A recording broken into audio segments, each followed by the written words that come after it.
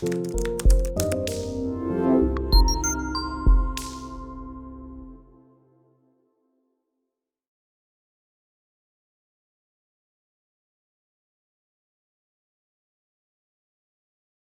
Evening, कैसे हैं आप लोग?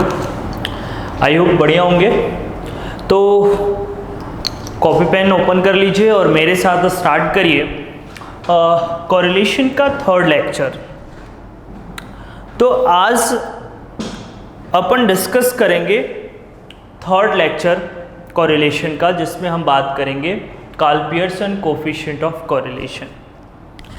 आपको ये वीडियो देखने से पहले हमारा सेकेंड वीडियो आपको देखना पड़ेगा, जिसमें हमने आपको कोवेरिएंस के बारे में बात किया है। ठीक है, तो आई होप आप देख चुके होंगे। तो आइए शुरू करते हैं आज Karl Pearson coefficient of correlation. ठीक, पहले तो बेटा क्या क्या हमारा एरिया ऑफ स्टडी होगा, कहने का मतलब क्या क्या बैकग्राउंड होगा Karl Pearson coefficient of correlation का। तो Karl Pearson coefficient of correlation का जो बैकग्राउंड होगा उसमें मीनिंग पढ़ेंगे हम, डिफरेंट फार्मूला पढ़ेंगे।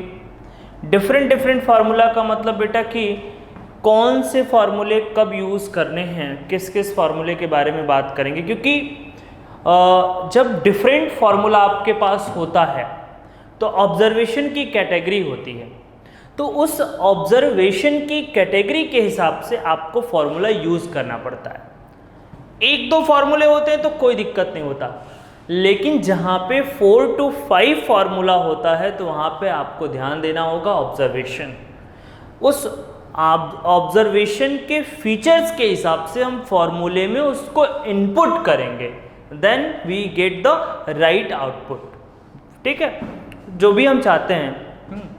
देन फिर सबसे इम्पॉर्टेंट चीज़ है इसका कोरिलेशन का प्रॉपर्टीज़ पढ़ेंगे। प्रॉपर्टीज़ के बाद फिर हम प्रोबेबल एरर पढ़ेंगे, और प्रोबेबल एरर के बाद फिर हम पढ़ेंगे कोफिशिएंट ऑफ डिटरमिनेशन। जब आप इतनी चीज़ों को स्टडी करते हैं तब जाके आपका Karl Pearson coefficient of correlation complete होता है। ठीक है, तो मैंने पहले भी बोला था कि आपको बहुत ही सीक्वेंस से पढ़ना है और बहुत ही अच्छे से पढ़ना है। तो आइए हम पहले बैकग्राउंड की बात करते हैं, मीनिंग की बात करते हैं। First background is meaning. देखिए, मीनिंग मैंने पहले भी बता दिया था कोरिलेशन का, आज बता रहा हूँ कि मान लीजिए दो वेरिएबल हैं। ठीक है, तो दो वेरिएबल x और y, इनके बीच में अगर हम relationship in terms of degree बात करें, या हम इनके बीच के रिलेशनशिप के स्ट्रेंथ की बात करें, तो वहां पे आपका क्या कहा जाएगा, कोरिलेशन कहा जाएगा। कार्ल पियर्सन कोरिलेशन क्या होता है, यहां पे देखिए जरा। The Karl Pearson coefficient of correlation is the linear correlation between variables.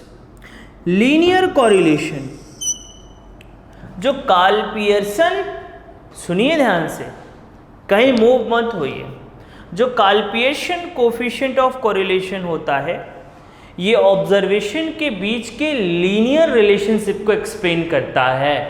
तो बच्चा कहता है sir what is linear relationship. तो मेरे को अगर सुनते जाइए, हाँ अच्छे बच्चों की तरह, अगर आप लीनियर रिलेशनशिप की बात करें तो लीनियर का मतलब स्ट्रेट लाइन।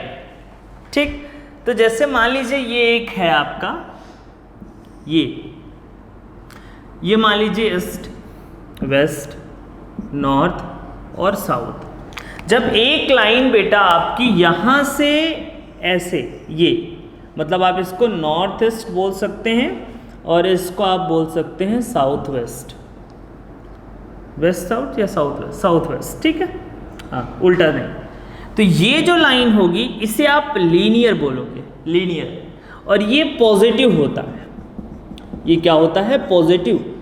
तो जब आप Karl Pearson coefficient of correlation की बात करते हैं तो Karl Pearson coefficient of correlation ये कहता है कि we talking about the linear correlation between variables. हम वेरिएबल्स के बीच के लीनियर कोफिशिएंट को बताएंगे, ठीक है। तो लीनियर का मतलब स्ट्रेट लाइन, ठीक है, स्ट्रेट लाइन। तो अगर साउथ वेस्ट से लेके नॉर्थ ईस्ट की लाइन अगर होगी, ये वाली लाइन होगी, तो ये कौन सा कोरिलेशन होगा? पॉजिटिव। यहीं पे ध्यान दीजिएगा, यहीं पे ध्यान दीजिएगा। स्ट्रेंथ क्या होता है? स्ट्रेंथ का मतलब, सुनेगा, ध्यान से सुनेगा, जो इस लाइन के जितने नज़दीक होंगे उतना ही स्ट्रेंथ परफेक्ट होगा, और जो जितना ही इससे दूरी जाएगा, जैसे अगर ये ज़्यादा दूरी जाएगा तो स्ट्रेंथ कमज़ोर होती जाएगी। तो ये जो लाइन है, इस लाइन के जितना पास रहोगे स्ट्रेंथ आपकी उतनी ही मजबूत होगी। जितना आप इससे डिस्टेंस लेके जाओगे तो आपका स्ट्रेंथ उतना ही वीक सेक्शन में, मतलब स्ट्रेंथ कम होता जाएगा। अगर स्ट्रेंथ कम होता जाएगा तो मतलब आप वीक होते जाएंगे। इसको हम और अच्छे से पढ़ेंगे किस डायग्राम में? स्कैटर डायग्राम में, ठीक है। तो इसको बोलते हैं, इस लाइन को बोलते हैं लीनियर कोरिलेशन। इसी तरीके से एक चीज मैं आपको और बता देना चाहूंगा बेटा, यहाँ पे ईस्ट वेस्ट नॉर्थ साउथ, चीजों को पढ़ने के लिए बहुत ध्यान से पढ़ना होता है। अगर यही लाइन ऐसे आ जाए, ऐसे आ जाए, तो इसको आप, ये हो जाएगा आपका साउथ ईस्ट और ये आपका हो जाएगा नॉर्थ वेस्ट, ठीक है, नॉर्थ वेस्ट। तो ये लाइन जब आएगी तो इसको हम बोलते हैं negative correlation, negative linear correlation. तो लीनियर कोरिलेशन का मतलब आप समझ चुके होंगे कि लीनियर का मतलब है एक स्ट्रेट लाइन, एक सीधी सी लाइन, जहां पे लीनियर जिसको बोला जाता है। तो कार्ल पियर्सन लीनियर के बारे में बात करता है। कार्ल पियर्सन के कुछ एजम्पशंस हैं। पहला एजम्पशन है कि ये लीनियर रिलेशनशिप के बारे में बात करता है, और अभी मैंने बताया कि लीनियर रिलेशनशिप क्या होता है। दूसरा है it study about the degree of relationship. Degree of relationship का मतलब स्ट्रेंथ। स्ट्रेंथ के बारे में भी मैंने बता दिया कि स्ट्रेंथ क्या होता है। इट वेरी फ्रॉम +1 to -1, ये +1 से लेके -1 तक जाता है। +1 का मतलब कि +1 का मतलब बेटा 1 मतलब 100%, मतलब मगर मान लीजिए x और y ये दो वेरिएबल हैं, इनके बीच 1 की वैल्यू आती है, इसका मतलब परफेक्ट कोरिलेशन है, मतलब there is no third element. इसका मतलब इनके बीच में कोई थर्ड एलिमेंट इन्वॉल्व नहीं है, इसको कहते हैं परफेक्ट। जैसे जैसे परसेंटेज रिड्यूस होता जाता है, इसका मतलब वहाँ पे कोई ना कोई आउटर जो है, कोई अदर एलिमेंट इंटर होने की कोशिश कर रहा है, इसीलिए इनका जो रिलेशन है वो कमज़ोर होता जा रहा है, ठीक। और जब भी हम इसकी बात करेंगे, कार्ल पियर्सन की बात करेंगे, तो अपन नॉर्मल डिस्ट्रीब्यूशन की बात जरूर करेंगे, ठीक है। नॉर्मल डिस्ट्रीब्यूशन क्या होता है, इसके लिए आप हमारा नॉर्मल डिस्ट्रीब्यूशन का लेक्चर पढ़ा हुआ, आप उसको देख लीजिए, ठीक है। तो ये इसके कुछ बेसिक एजम्पशंस हैं, ठीक। तो बेटा जी हमने पढ़ा कि कार्ल पियर्सन क्या होता है, आप इसको बनाना होगा तो बाद में बना लीजिएगा, ठीक है। या चलिए 1 मिनट का टाइम दे देते हैं, इसको बना ही लीजिए, फिर मैं आता हूँ डिफरेंट फार्मूला पे, 1 मिनट का टाइम देता हूँ, आप इसको कंप्लीट कर लीजिए। अब बेटा मीनिंग हमारा हो गया, एजम्पशंस हो गया। अब दूसरा एरिया ऑफ स्टडी आता है बेटा डिफरेंट फार्मूला। डिफरेंट फार्मूले पे आते हैं, डिफरेंट फार्मूला। इसमें पहला फार्मूला लेके आते हैं ए। ये जो फार्मूला है ये बेस्ड ऑन कोवेरियंस है, बेस्ड ऑन कोवेरियंस। अब सर ये कोवेरियंस क्या होता है, मैंने पढ़ा दिया है, आप वहां से वीडियो देख लेंगे। फॉर्मूला मेरे साथ साथ आपको नोट करना है, तो लिखिएगा। कार्ल पियर्सन को R से नोटेट करते हैं, ठीक। R is equal to correlation. तो चलिए शुरू करते हैं। Covariance of x and y divide by standard division x into standard division y। Covariance of x and y upon standard division x and y। इसको बेटा आप ऐसे भी लिख सकते हैं, यहां पे बुलेट लगा के R is equal to summation, ऐसे नहीं देते, summation x into mean y into y minus y का mean upon n standard deviation x और स्टैंडर्ड डेविएशन y। इसी चीज को बेटा आप ऐसे भी लिख सकते हो, मेरे साथ साथ लिखना r इज इक्वल टू, इसकी जगह पे लिख सकते हो dx into dy divide by n into standard deviation x into standard deviation y। इसी चीज को फिर आप ऐसे भी लिख सकते हो, r is equal to covariance of x and y, covariance of x and y divide by, ये जो यहाँ पे स्टैंडर्ड डेविएशन है, स्टैंडर्ड डेविएशन को आप ऐसे लिख सकते हो, ध्यान से देखना, variance of x into variance of y। Because आपको मालूम है कि standard deviation is equal to under root में क्या होता है, वेरियंस होता है, तो वेरियंस होता है अंडर रूट में स्टैंडर्ड डेविएशन। इसीलिए बेटा यहाँ पे covariance of x and y upon standard deviation x का मतलब covariance of x under root में, और स्टैंडर्ड डेविएशन y का मतलब कोवेरियंस ऑफ y। ठीक, और कोवेरियंस ऑफ x को आप डेरिवेटिव पे ले जाएंगे तो आपको ये चीज निकल के मिल जाएगा, इसमें कोई दिक्कत आपको नहीं होगी। ठीक है, तो ये चीजें कैलकुलेशन को r से नोटेट करते हैं, और ये चीजें हैं कुछ फॉर्मूले के, तो फॉर्मूला नोट कर लीजिए। अब इसमें बेटा क्वेश्चन कैसे देगा, तो आइए 1 बाय 1 क्वेश्चन करते हैं। क्वेश्चन नंबर 1 बाय 1 क्वेश्चन करते हैं। ठीक है, तो आइए क्वेश्चन करते हैं। हाँ जी बेटा, एक क्वेश्चन मैंने लिखा है, बहुत ध्यान से समझिए, बहुत ध्यान से समझिएगा। ठीक है, अब धीरे धीरे चीज़ों को समझते हैं। जैसे ये फॉर्मूला आपको अप्लाई करना है तो आपको क्या क्या चाहिए, आपको covariance of x and y चाहिए। ठीक है, फिर आपको ये भी मालूम होना चाहिए कि कोवेरियंस कैसे निकलता है। ठीक है, तो मैं फॉर्मूला तो लिख दूंगा, लेकिन कोवेरियंस के बेहतर स्टडी के लिए आपको मेरे प्रीवियस लेक्चर में जाना होगा। तो यहाँ पे अगर हमें r निकालना है तो 3 एलिमेंट चाहिए। क्या क्या चाहिए, कोवेरियंसेस चाहिए, स्टैंडर्ड डेविएशन x चाहिए और स्टैंडर्ड डेविएशन y चाहिए, तभी क्या निकल पाएगा, r निकल पाएगा। और बेटा जी अगर हमें यहाँ पे चाहिए तो यहाँ पे भी हमें 4 एलिमेंट चाहिए। क्या क्या, dx इंटू dy चाहिए, प्रोडक्ट उसका, n चाहिए, स्टैंडर्ड डेविएशन चाहिए और स्टैंडर्ड डेविएशन y चाहिए। तो इस तरीके से कौन सा फॉर्मूला पुट करना है, उसके लिए कितने एलिमेंट चाहिए, ये सारी चीज़ें आपको बनानी पड़ेंगी। ओके सर, तो the covariance between length and weight of 5 items, length and weight of 5 का मतलब बेटा जो हमारा n है वो कितना है, 5। जब नंबर की बात करता है तो 5, तो the covariance between length and weight of 5 items is 6। Covariance कितना हो गया, 6 हो गया। कह रहा है दियर स्टैंडर्ड डेविएशन, स्टैंडर्ड डेविएशन 2 है, मतलब एक x का होगा और एक y का होगा, ये अंडरस्टूड सी बात है। तो देखो बेटा, ये कोवेरियंस हो गया, ये SD हो गया x का और y का। बताइए कौन सा फॉर्मूला लगेगा, ये लगेगा, कौन सा लगेगा, ये लगेगा, ये लगेगा, ये लगेगा।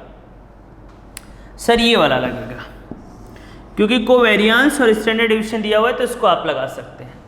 तो फॉर्मूला क्या हो गया हमारा, R is equal to covariance of x and y। ठीक है, divide by standard deviation x into standard deviation y। तो कोवेरियंस क्या हो गया, 6। Standard deviation x 2.45 into 2.61. It means the answer is,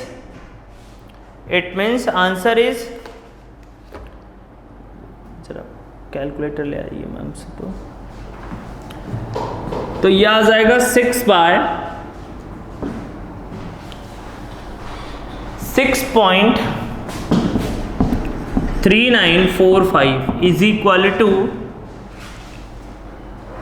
0.9383.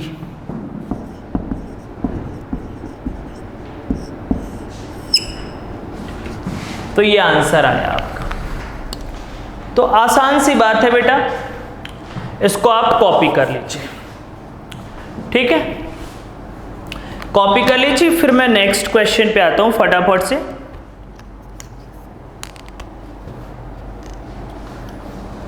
अगला क्वेश्चन मेरे साथ साथ लिखिए, if covariance, question number 2, if covariance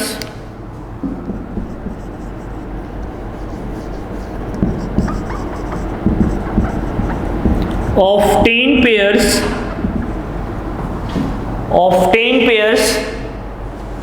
is 7,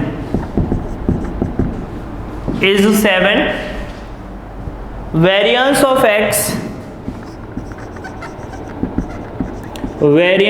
x is 36,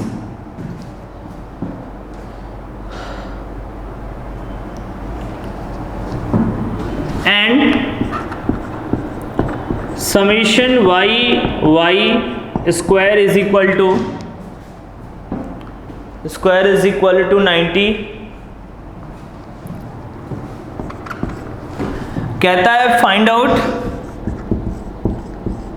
value of r। बहुत ध्यान से समझना, पहले बेटा जो चीज़ें हमें गिवन है उसको यहाँ पे नोट कर देना है।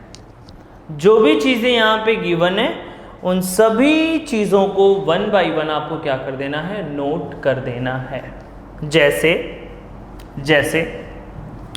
यहाँ पे देखिए, कुछ मत करिए सर, ये वाला नहीं हुआ है बाद में कर लीजिएगा, वीडियो ख़त्म होने के बाद वीडियो दोबारा देख लीजिएगा, पॉज कर लीजिएगा, बट जब मैं समझा रहा हूँ तो आप समझिए चीज़ों को।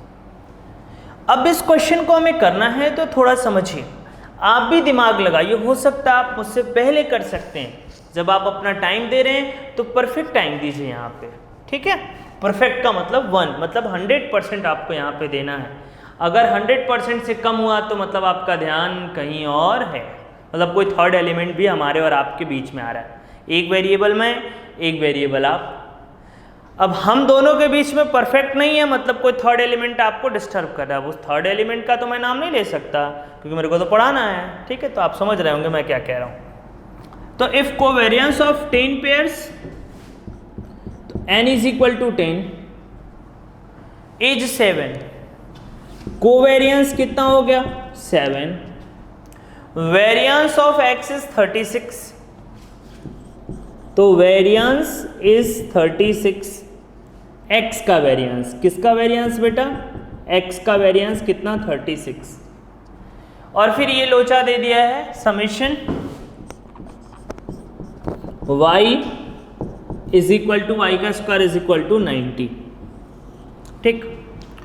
अब बहुत ध्यान से देखना है बेटा, कोवेरियंस अगर गिवन है, अगर कोवेरियंस गिवन है, कोवेरियंस, तो या तो ये फॉर्मूला लगेगा या तो ये फॉर्मूला लगेगा, और कोई भी फॉर्मूला अप्लाई नहीं होगा।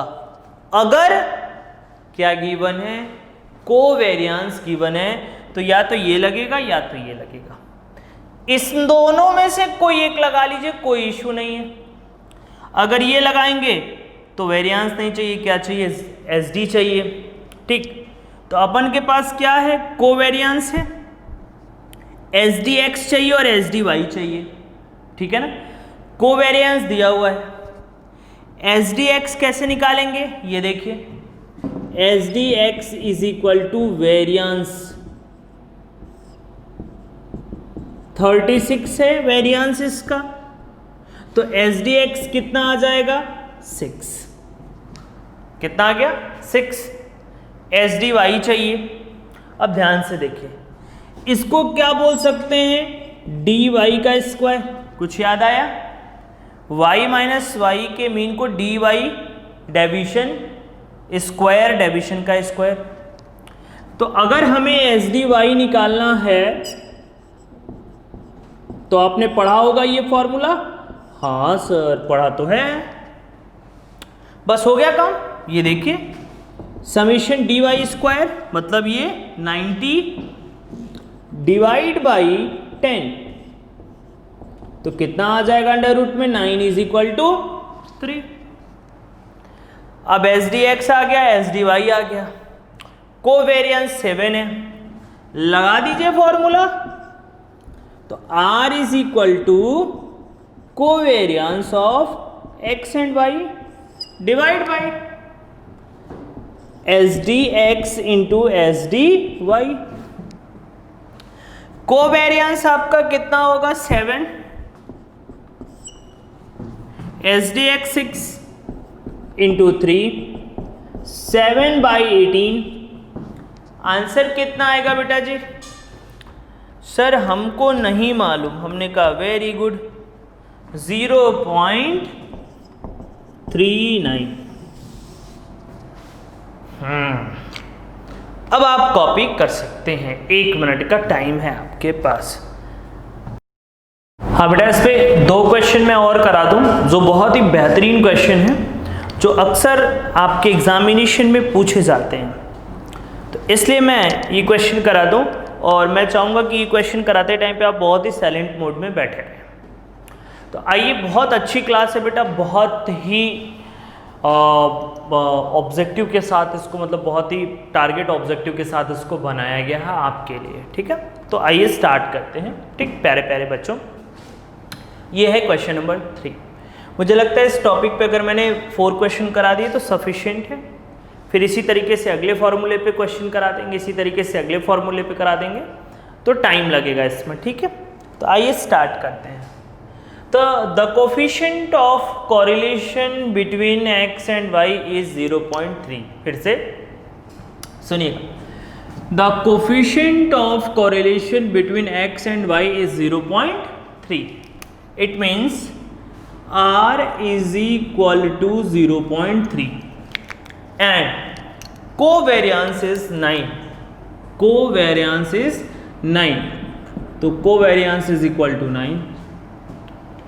If variance of x is 16, variance of x is equal to 16, तो कहता है find out standard deviation of y series.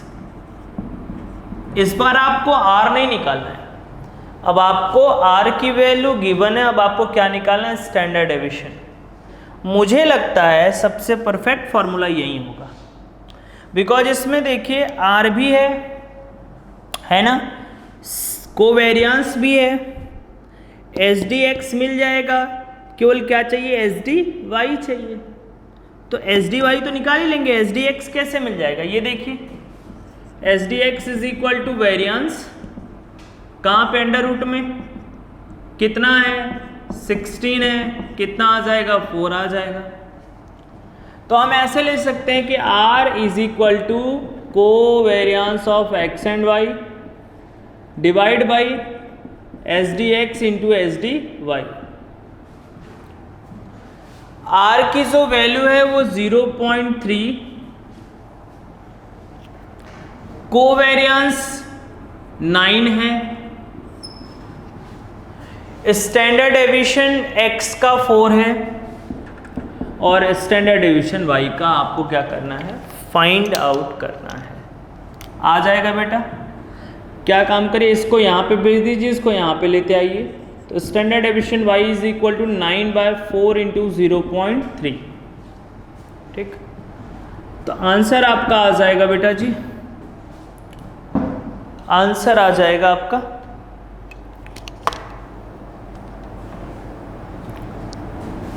9 bye, इसको मल्टीप्लाई कर देंगे 4 इंटू 0.3 1.2, तो 9/1.2 7.5 स्टैंडर्ड डेविएशन y आ जाएगा।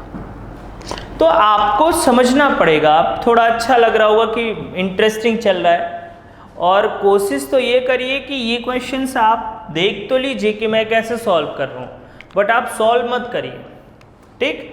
आप इसको खुद से क्वेश्चन लिख लीजिए, बट आप इसको खुद से सॉल्व करिए, और अगर कहीं पे दिक्कत हो रही है तब आप मेरे सोल्यूशन को देखिए। ये लर्निंग, ऑनलाइन लर्निंग क्लासेस का बेस्ट मेथड है। आप समझ पा रहे हैं मुझे? हाँ सर, समझ तो रहे हैं। अच्छा बेटा, क्वेश्चन नंबर 4 पे गिवन आर की वैल्यू है एक्स वाई है, स्टैंडर्ड डेविएशन वाई है, एक्स स्क्वायर 90 है। इसमें कहेगा क्या, अभी मैंने लिखा नहीं है, कहेगा, देखो लिखेगा कैसे, वेयर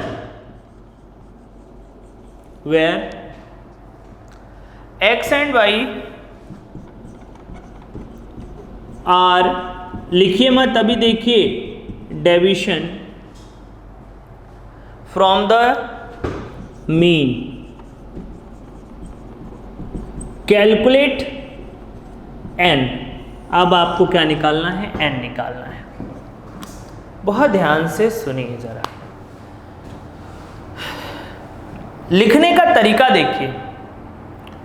आप क्वेश्चन को कभी भी कंप्लीट तरीके से पढ़ते नहीं हो, रीड नहीं करते हो। लिखने का तरीका क्या है, कह रहे given r is equal to 0.8, summation x y is equal to 60, summation और standard deviation y is equal to 2.5, summation x square is equal to 90। तो कहता है n की वैल्यू निकालिए। एक मिनट सुनिए, सबसे जो इंपॉर्टेंट लाइन है बेटा, सबसे जो इंपॉर्टेंट लाइन है वो ये है, where x and y are deviation from mean. मतलब सुनिए, यहीं पे तो आप परेशान होंगे। ये जो समेशन एक्स वाई है ना, इसको ऐसे लिख दीजिए, summation dx into d y. Otherwise आप सॉल्व नहीं कर पाएंगे, बिकॉज ये एक्स वाई तो लिखा हुआ है, लेकिन कह रहा है ये जो एक्स और वाई है क्या है, आर डेविएशन फ्रॉम मीन। मतलब ये क्या होगा, summation dx into d y. मतलब सर ये क्या होगा, समेशन dx स्क्वायर। हाँ, अब सॉल्व करेंगे तो आराम से आ जाएगा, ठीक। अब देखिए बेटा, अगर summation dx into d y है तो कौन सा फार्मूला लगेगा, ये वाला लगेगा। इसमें dx इंटू डी वाई चाहिए, स्टैंडर्ड डेविएशन x चाहिए और स्टैंडर्ड डेविएशन y चाहिए, ठीक है। n की वैल्यू चाहिए, r की वैल्यू चाहिए, तो आ जाएगा, ठीक है। आ जाइए, बहुत ध्यान से सुनिएगा। अब बेटा यहाँ पे स्टैंडर्ड डेविएशन y है, x कैसे निकालेंगे सर, x निकाल लेंगे, ये देखिए, summation dx square divide by n, ठीक। तो समेशन dx स्क्वायर कितना है, 90, और n की वैल्यू हमको मालूम ही नहीं है, तो इसको ऐसे ही रहने दीजिए। फॉर्मूले में आइए, r is equal to dx into d y divide by n into S D x into S D y, ठीक। तो r की वैल्यू कितनी है बेटा, 0.8 is equal to dx into d y 60, n का पता नहीं, standard deviation x 90 under root में n इंटू और एस डी वाई कितना है 2.5। तो बेटा सॉल्यूशन इसका देखिए बहुत ध्यान से सुनेगा, ये 2.5 को हम यहाँ भेज दें, हाँ सर भेज दीजिए, तो ये आपका आ जाएगा बेटा, ये आ जाएगा आपका 0.8 इंटू 2.5 इज इक्वल टू 60।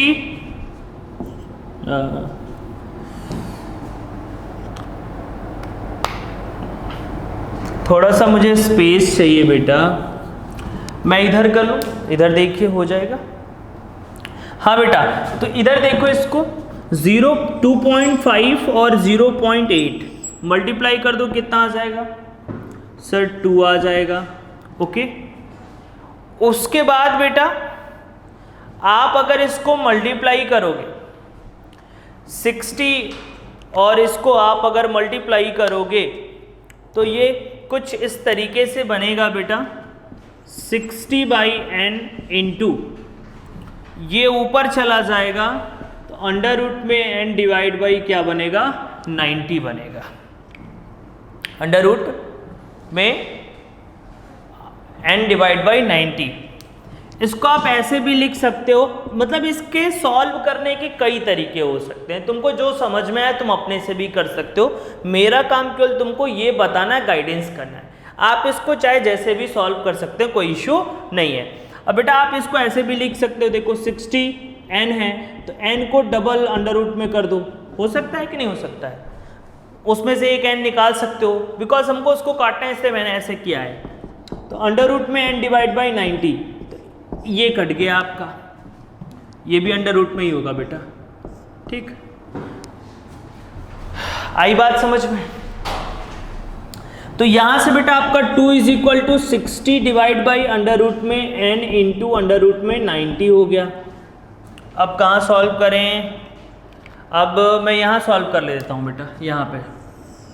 ठीक, यहाँ पे सॉल्व कर देता हूँ। तो ये आ गया 2 = 60 अंडर रूट में n इंटू अंडर रूट में 90। ठीक, तो ये आ जाएगा आपका, इसको इधर भेज दीजिए, इसको इधर भेज दीजिए। Under root n into under root में 90 = 60 divide by 2, n into under root 90 = 30। दोनों साइड का स्क्वायर कर दीजिए, स्क्वायर कर देंगे तो n इंटू 90 = कितना हो जाएगा? 900। तो n = 900 डिवाइड बाई 90, तो n = कितना हो जाएगा? 10 हो जाएगा। ठीक है, अगर वहीं स्क्वायर यहाँ पे भी कर दीजिए तो भी आंसर आ जाएगा, कोई दिक्कत नहीं होगी। यहीं पे स्क्वायर कर दीजिए तो ये स्क्वायर, ये स्क्वायर, ये स्क्वायर, ये स्क्वायर, तो आंसर यहीं पे आ जाएगा, कोई दिक्कत नहीं होगी। ठीक है, इतना तामझाम करने की कोई ज़रूरत नहीं। ठीक, आप चाहें तो मैं वैसे भी करके दिखा दे रहा हूँ आपको कि अगर हम यहीं पे स्क्वायर कर दें तो क्या दिक्कत, क्या कोई प्रॉब्लम होगी कि नहीं होगी। देखिए जरा, आप 1 मिनट कर लीजिए इसको, फिर मैं करा दे रहा हूँ। ठीक है, मैं दूसरे मेथड से भी करा दे रहा हूँ, 1 मिनट का टाइम दे रहा हूँ, नोट कर लीजिए। कोई भी मेथड आप अडॉप्ट कर सकते हैं बेटा, ऐसा कोई इश्यू नहीं है। आपको अपने कॉमन सेंस से यूज़ करना है कि आपको करना क्या है, अपने कॉमन सेंस से। अगर है तो, नहीं है तो बेटा आप तो ये बाय डिफ़ॉल्ट है, आप क्या करोगे, ऊपर वाला सेटिंग करता है दिमाग में। अगर नहीं दिमाग है तो कोई दिक्कत नहीं, परेशान मत होइए। ठीक है, मैं इसको दोबारा से कर दे रहा हूँ और ईजीएस्ट तरीके से। ठीक, देखिए ज़रा ध्यान से, मैं इसको हटा रहा हूँ और थोड़ा सा और इसको इजी फॉर्मेट में करने की कोशिश कर रहे हैं। बेटा यहीं पे इसको स्क्वायर कर दो दोनों साइड में। अगर दोनों साइड में स्क्वायर करते हो तो ये भी स्क्वायर हो जाएगा, तो 0.8 स्क्वायर होगा तो 64 होगा, 60 का स्क्वायर होगा तो 3600 होगा, n का स्क्वायर होगा तो n स्क्वायर हो जाएगा, इंटू 9/n हो जाएगा। यस या नो? Yes sir. और अगर 2.5 का स्क्वायर करोगे तो 6.25 हो जाएगा। ठीक, ओके। तो अब बेटा 0.64 = 3600 डिवाइड बाई एक n से एक n कट जाएगा तो n इंटू 90 इंटू 6.25 बचेगा।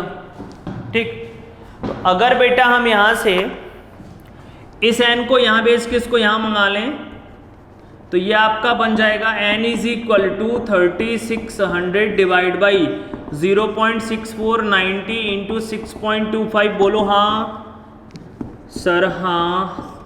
मल्टीप्लाई कर दो 0.64 इंटू 90 इंटू 6.25, 360। लो भैया 10 आ गया। तो किसी भी तरीके से कर सकते हो, ये करना तुम्हारे ऊपर है कि तुम किस तरीके से करोगे।